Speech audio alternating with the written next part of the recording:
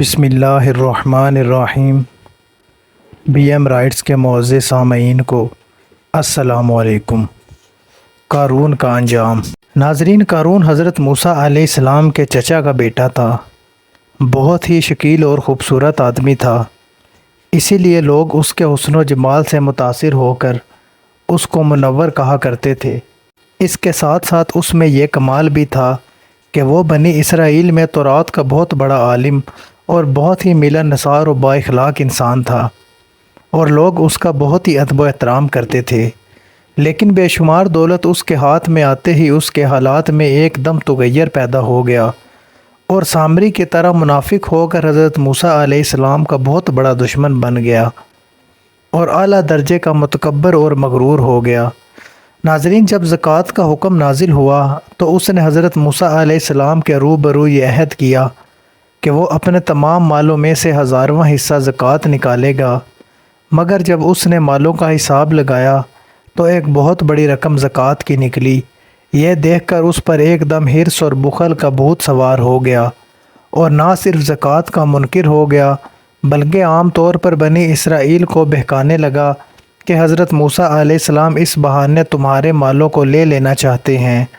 یہاں تک کہ حضرت موسیٰ علیہ السلام سے لوگوں کو برگزشتہ کرنے کے لیے اس خبیث نے یہ گندی اور گھناؤنی چال چلی کہ ایک عورت کو بہت زیادہ مال و دولت دے کر آمادہ کر لیا کہ وہ آپ پر بدکاری کا الزام لگائے۔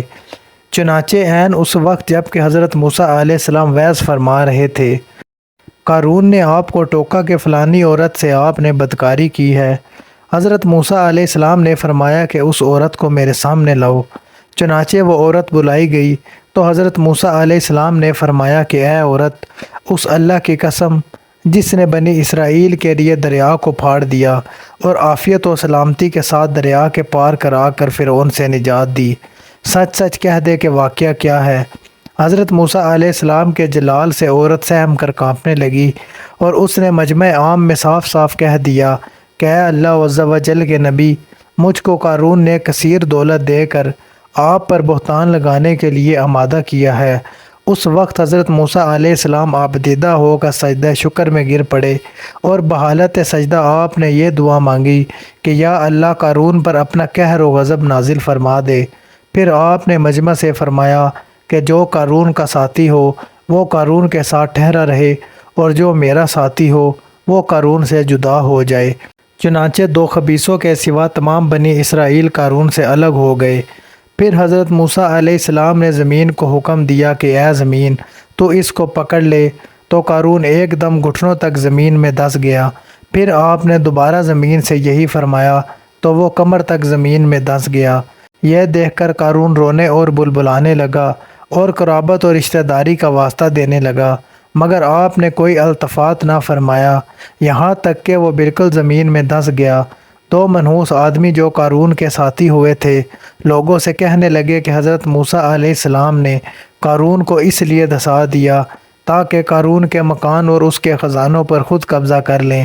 تو آپ نے اللہ تعالیٰ سے دعا مانگی کہ قارون کا مکان اور خزانہ بھی زمین میں دھس جائے۔ چنانچہ قارون کا مکان جو سونے کا تھا اور اس کا سارا خزانہ سبھی زمین میں دھس گیا۔ ناظرین، بے شک قارون موسیٰ کی قوم سے تھا، پھر اس نے ان پر زیادتی کی اور ہم نے اس کو اتنے خزانے دیے جس کی کنجیاں ایک زوراور جماعت پر بھاری تھی۔ حضرت موسیٰ علیہ السلام نے قارون کو جو نصیحت فرمائی وہ یہ ہے کہ جس کو قرآن مجید نے بیان فرمایا ہے، اسی خیر خواہی نصیحت کو سن کر قارون حضرت موسیٰ علیہ السلام کا دشمن ہو گیا۔ غور کیجئے کہ کتنی مخلصانہ اور کس قدر پیاری نصیحت ہے جو حضرت موسیٰ علیہ السلام کے ساتھ ساتھ ساری قوم قارون کو سناتی رہی کہ جب اس سے اس کی قوم نے کہا کہ اترا نہیں، بے شک اللہ اترانے والوں کو دوست نہیں رکھتا، اور جو مال تجھے اللہ نے دیا ہے اس سے آخرت کا گھر طلب کر اور دنیا میں اپنا حصہ نہ بھول، اور احسان کر جیسا اللہ نے تجھ پر احسان کیا، اور زمین میں فساد نہ چاہ۔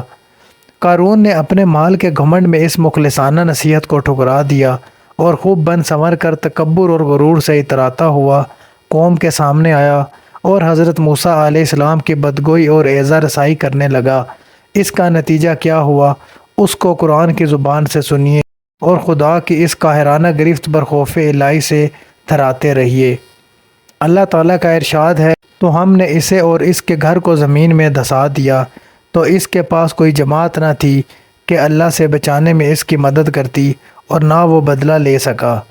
ناظرین، یہ عبرت ناک واقعہ ہمیں یہ درس ہدایت دیتا ہے کہ اگر اللہ تعالیٰ مال و دولت عطا فرمائے تو اس فرض کو لازم جانے کہ اپنے امول کی زکوٰۃ ادا کرتا رہے، اور ہرگز اپنے مال و دولت پر غرور اور گھمنڈ کر کے نہ اترائے، کیونکہ اللہ تعالیٰ ہی دولت دیتا ہے، اور جب وہ چاہتا ہے پل بھر میں دولت چھین بھی لیتا ہے۔ ہر وقت اس کا دھیان رکھتے ہوئے تواضع اور انکساری کی عادت رکھے، اور ہرگز کبھی انبیاء، اولیاء، صالحین کی اعزاء رسائی اور بدگوئی نہ کرے۔